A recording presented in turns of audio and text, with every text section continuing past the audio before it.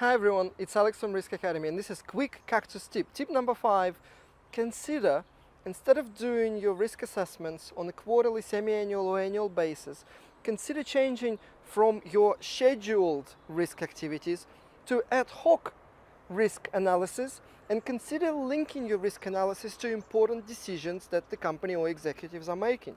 Consider doing a risk analysis not on a regular basis as you historically have been doing it, but consider doing it when and where an important decision is taking place. For example, consider doing risk analysis on the budgeting at the time the budget is being prepared.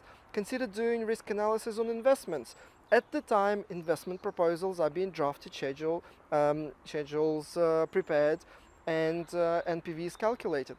Consider doing risk analysis not just on a regular basis as you do to update this corporate governance risk management 1 type documents. Consider doing risk analysis before an important decision is taken by the management, and consider doing risk analysis not on overall business enterprise-wide risk profile or risk register, but instead consider doing like a minimal risk analysis on that specific decision that the management is contemplating.